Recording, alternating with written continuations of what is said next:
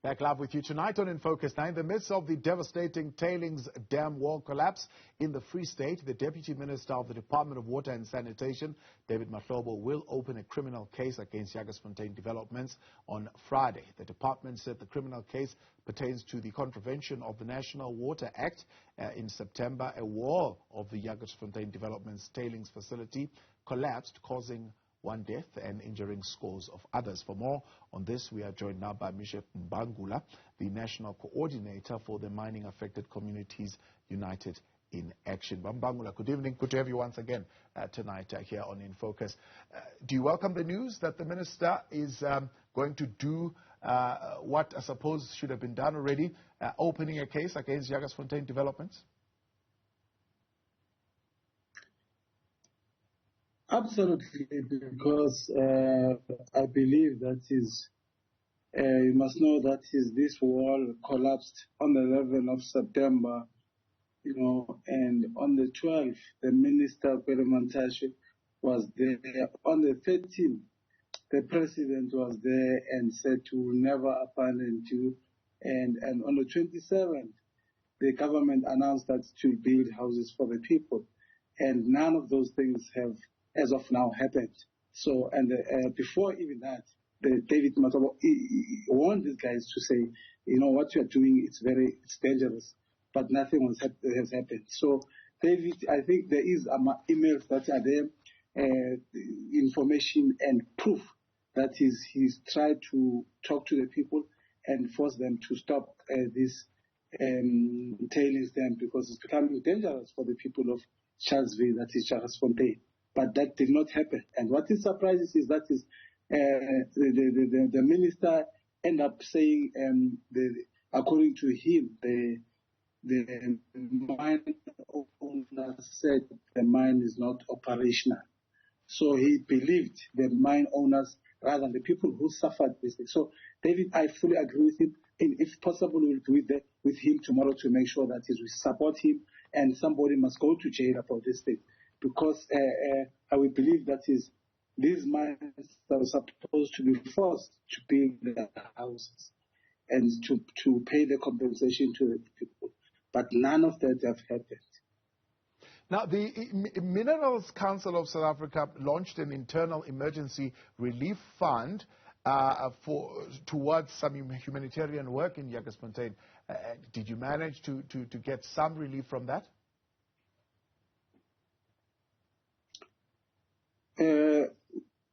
What happened is, I think David reported the case to the Council of Provinces, and the Council of Provinces themselves had the idea that the mine is not operational, and nothing much was done about that. No investigation, because there was a researcher that researched and gave them information that there was information that David Mahlobo warned these people, but they tend to believe that this mine was not operational. So they did almost nothing. But what disturbed us is why is this disaster externalized? Why is now the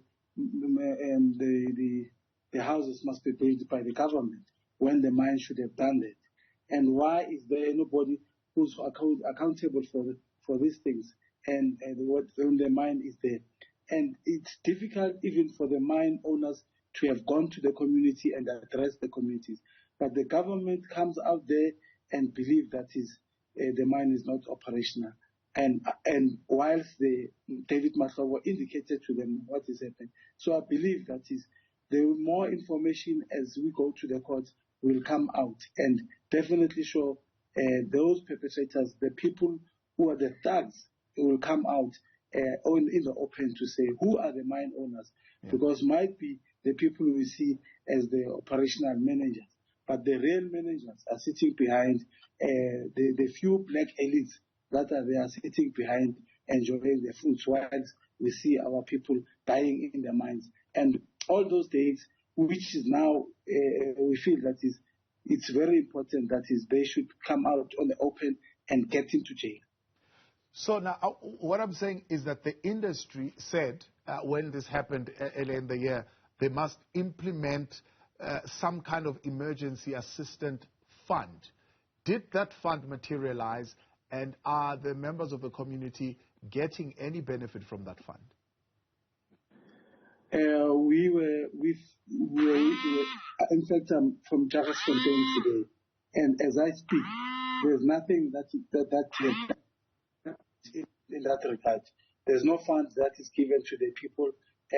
In fact, even today, we are forcing the mine to make sure that the boy who died must be buried by the mine. So if we force somebody to bury somebody, with the issues of houses and nothing like that indicated, the government wanted to take over to the cost of the disaster, and that's a problem. So there is no fund that is given to the people. There's no fund or any trust fund that is there from the mine to say this will be used for different problems that have happened in them. There's nothing that is there. And we are from even into the Itumeleng Trust that is assist the people in Jagersfontein. There's nothing, any fund that is from them. Yeah. So the latest report is describing that an alleged child died in what is being described as a mine truck accident on Thursday. Tell us more about that.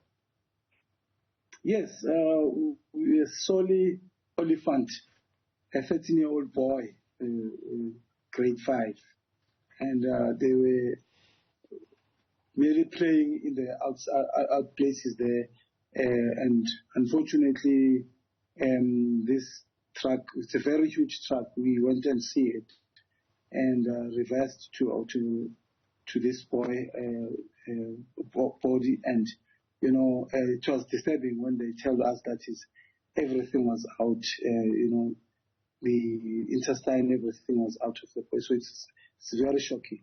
And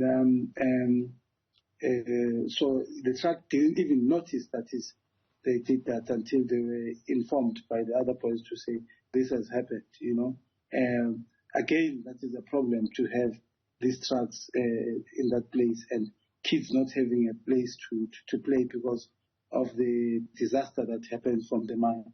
So we lost a 13-year-old Solly Oliphant from that truck, and it's still the Jagersfontein diamond mine that have killed him. And we were there to make sure that the mine must pay for the funeral, not only pay for the funeral, they must compensate the family, they must make sure everything goes accordingly. So in the Itumeleng Trust Fund and all those things. And today we had that memorial service, which was kind of a very painful situation that happened. So we can see that as long as there is mining, our lives are hanging to death. As long as there's mining, disaster will happen because the minister cannot hold these mines accountable for what they do. They cannot regulate, cannot use the law to hold these mines accountable.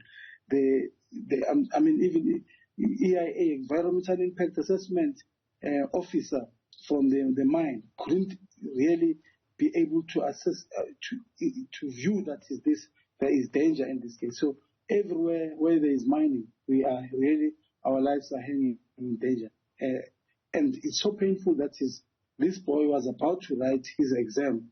The parents were excited that they will see the boy writing exams, and unfortunately, the boy is gone.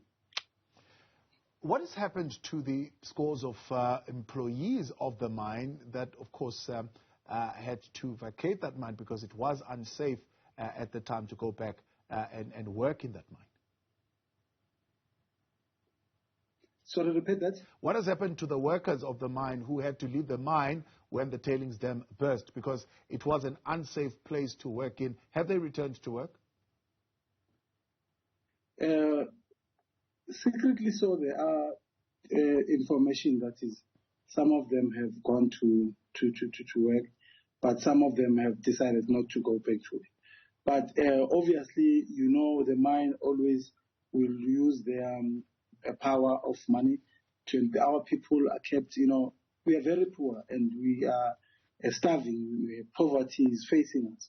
So at any stage, if you are called in to come in so that you can get something to put on the table, you will definitely find yourself doing exactly that. But hiding that is that happening, you are working and so on.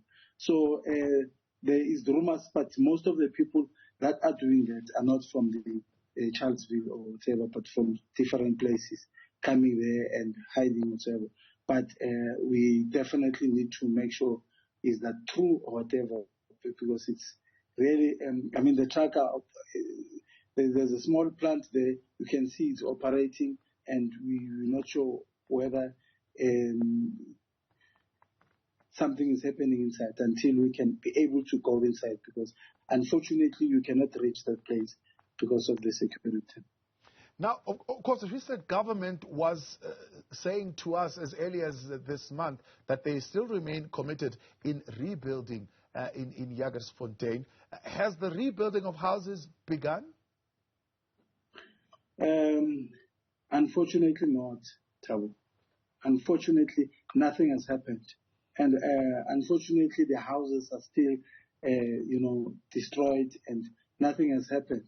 In fact, in addition, there's no electricity. You must remember that the sewage station was damaged, and the water is brought in by the truck, and we're not sure whether it's clean water. Nothing has happened. We are from there today, and as the president indicated that he will never abandon you, but he did opposite of that.